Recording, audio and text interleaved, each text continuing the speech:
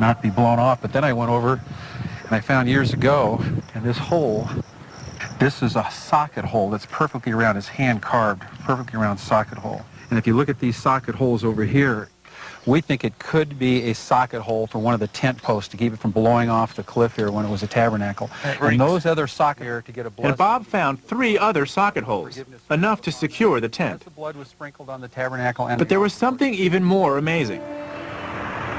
The placement of the socket holes and the distance between them meant the tent matched the orientation and size of the Israelite tabernacle's innermost shrine, about 15 feet by 15 feet.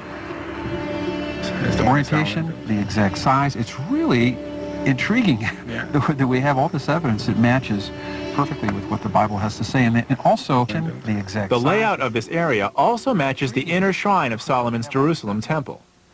Yeah, I'll follow you. Okay. Bob says he has something else to show me that's even more compelling. Further up this path is more evidence that the Ark may have come here from Jerusalem. It's a secret burial place. Bob says there's a body under the rocks. These rocks are filling up this big crack in the rock. And these rocks are actually placed over a man. He was considered a Levitical priest. From Jerusalem. From Jerusalem. They say he is the actual man that brought the Ark here and that chose this spot for its protective place. Given the Levites' biblical role as the bearers of the Ark, this could be more evidence that the Ark really did come here from Jerusalem.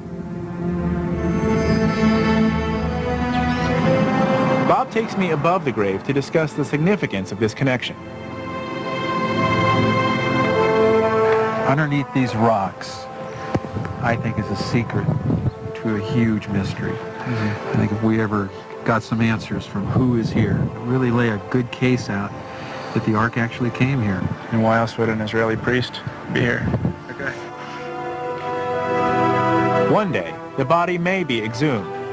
DNA testing could even confirm this story. But, for now, the rainy season is putting a damper on our plans. Again. So, we'll get some sleep and pick up our quest in the morning. Up next, compelling evidence that the Ark was actually here. Plate on the front of this. It's a tangible because where would they have the Temple of gotten Solomon, this? the Jewish people, the link between the Ethiopians who claim to be Jews. And a deadly storm on the lake. They got lightning almost all around us right now. Egypt, where the Ark's story began, to Jerusalem, where the Ark mysteriously disappeared. Then, here to Ethiopia, where it's said to be today. I'm here with explorer Bob Cornuke on Tana Kirkos Island. It's where the Ark was supposedly kept after leaving Jerusalem. Bob knows the Abba, the head priest here, and that has given us special access to the treasures they keep under lock and key. Here. So, one of the great things about coming here with Bob is that he's not afraid to ask really personal questions. Because of his friendship with the community, the Abba has agreed to show us some of their precious relics. So come over here and take a look. Behind these heavy doors is the temple treasury of the island. So they have all of these really old, unique artifacts in here that they say are from Solomon's temple. And every year I come here, they bring out a little bit more, and so maybe today we'll get to see another little bit of their treasury.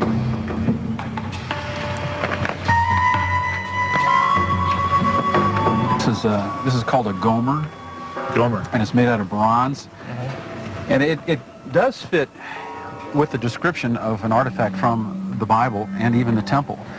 They claim it's from Solomon's temple. This gomer was placed on Bob tells me they placed the gomer on a stand and used it to collect the blood from a slaughtered animal. But what's remarkable about this is that the Israelites stopped practicing animal sacrifice almost 2,000 years ago. It's hard to put into words. It's a tangible because where would they have the Temple of gotten Solomon, this? the Jewish people. Of course, this is quite old. You can see. But that's just the beginning. This is a treasure trove of religious relics, and each one seems to take us closer to the true story of the Ark. Moses is holding the 2 tablets of the 10 Commandments on this. They're pulling all kinds of stuff.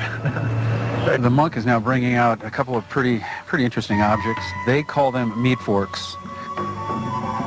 People were a lot smaller in ancient times, but this is very old, and I think it could possibly have some kind of connection with priestly garments and the sacrifices of the animals by the Levitical priests. Well, the only, from what I know of ancient Judaism, the only person who wore the breastplate was the high priest. But he would have had a plate on the front of this that had the stones of the 12 tribes of Israel. The high priest who wore this was considered the sole guardian of the ark. Was he the man buried in the rocks on the island? Was he the one said to have brought the ark here? So if this is here, I mean, all the other stuff says a lot, but if this is here, then it almost requires that the high priest was here. That's compelling. These items were used in Jewish ceremonies. So did Judaism survive here after the Levite priests were gone? What did he say? Did their religion take hold in Ethiopia? It's Old Testament. Really?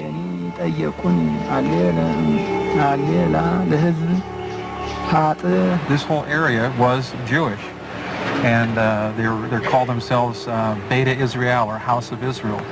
And so the historical Jewish roots go back to this area from about 500 BC. So there are Ethiopian Jews who trace their religion to exactly the time the Levites would have brought the ark to this island. And Bob tells me the Beit Israel practice an ancient form of Judaism even today. Usually when we're in archaeology, we're finding little scraps of pottery, little scraps of evidence. Yeah. But here, It's like smoking guns. it just keeps mounting and mounting, and it matches with their oral traditions and their ancient written traditions that the ark was on this island. So we have all these artifacts that link this island to Jerusalem, Judaism, and the ark. But what happened to the ark itself? Bob tells me Ethiopians believe that when Christianity swept Ethiopia in the 4th century AD, a king named Ezana took the ark to Axum, his capital. And amazingly, they believe it's still there, with the actual tablets of the 10 Commandments still inside. So Axum's the next place to go. But can we get off the island before the rains come? So it's 3:40 and the storm is coming in, which means we're going to have a hell of a boat ride back to the mainland. This is the storm we were trying to avoid. We got lightning almost all around us right now. We're 3 hours out from our destination, and we've got only 2 hours of daylight left. These men are looking out desperately trying to find a marker buoy to get us through these dangerous rocks. And there are a lot of rock outcroppings right below the surface that rip the bottom right out of the boat. Bob survived a storm like this on Lake Tana before, and he knows just how dangerous it can be. About 3 years ago, I had a similar situation where we had to be rescued by fishermen in the middle of the night in a bad storm, and this is exactly the same situation. This skipper is really nervous. You can see on his face. It's etched on his face, the situation. We have no compass and no radar to guide us around the rock.